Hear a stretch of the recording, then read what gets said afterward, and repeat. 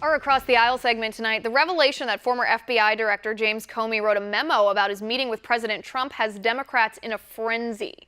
In the memo, which has yet to be produced, Comey allegedly says that Trump pressured him to drop the investigation into Mike Flynn.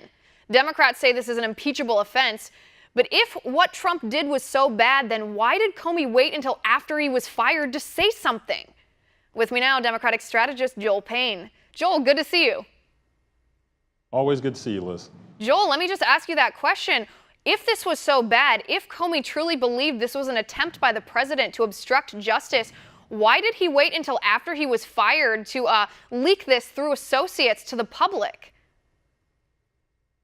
That's a very good question, and I know we're going to get a chance to hear from Director Comey, former Director Comey. I think probably next week, it sounds like, is when they're trying to plan for a testimony.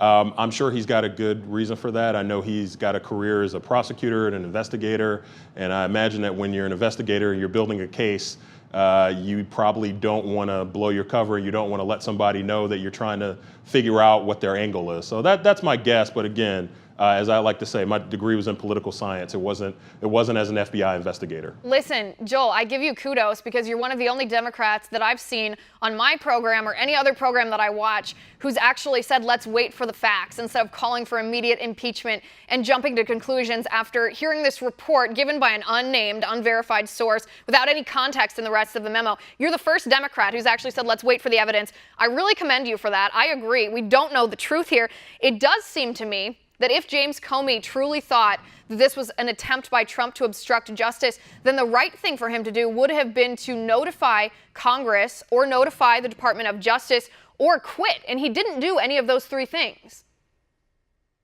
Maybe, but, listen, and by the way, I've seen other Democrats. I think you're not giving us enough credit. I've seen other Democrats show restraint. But I will say this. We're focusing on the wrong thing here. The part that we need to be critical of is not Jim Comey and when he should have said something about a memo that he kept about a conversation with the president, but it's really about the president and his behavior and whether he's fit for office. And that I do think is a fair question. Whether he should be impeached or not, I mean, that's honestly a word that I think we throw around way too much. But I don't think it's unfair for us to talk about the fitness for office of the president. I do not think he's proven to be fit for office. I don't think he's mature enough. I don't think he takes Wait a second though. If you don't think he's fit for office, and I think that's obvious because you didn't vote for him. I mean, obviously you didn't choose him as the one you thought was the most fit for office here. I did not vote for him, correct. Right. No, I know. That's pretty evident. People hear us talk every week. They know who we both voted for here. But if you don't think he's fit for office and you think impeachment is thrown around too much, I mean, what's your solution? I mean, obviously you're not going to vote for him again, but you don't think he should be impeached, do you? Maybe the facts lead us there. I have no problem with the system that we have in place, and I think the founders and the people who've refined it over the years came up with a good system. But again, let's focus on this president. He is not fit for office. He wasn't fit for office the day he took office. He wasn't fit for office when he was elected.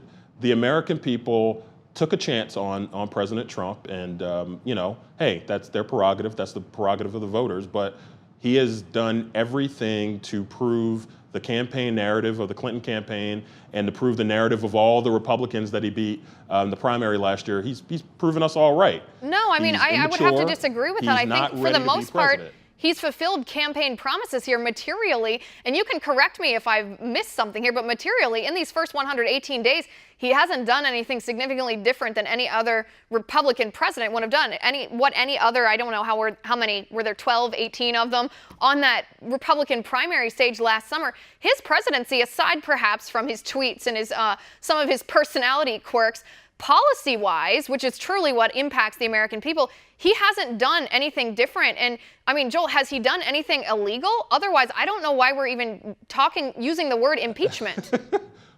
Well, I think that's a sad state of affairs that the question you posed to me is, has the president done anything illegal? I sure hope not. And I'm curious then why would you even say the word impeachment then if he hasn't done anything illegal? I remember I said the word impeachment to say I think we use that word too much. But again, to my point, President Trump has violated many of the norms of office. Now, some on the other side may say that's why he was elected.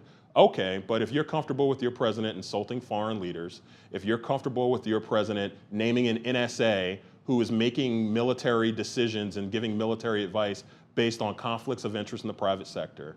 Okay, if you've got a president who, while important raids that involve the lives of our servicemen are involved, he's showing it off at a dinner like it's a toy. I mean, he's not fit for office.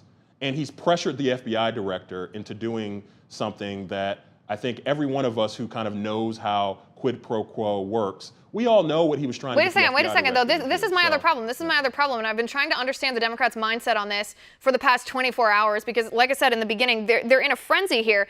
If Democrats are arguing, and I don't disagree if Trump said what the memo was represented, how the memo was represented, if he said that it was inappropriate, I'm not sure that it has a legal basis to count as obstruction of justice legally. But if Democrats are arguing that that was obstruction of justice, then do you believe acting FBI Director Michael McCabe, who testified under oath just last week that Trump didn't impede the investigation in any way? I mean, are you saying that he was lying?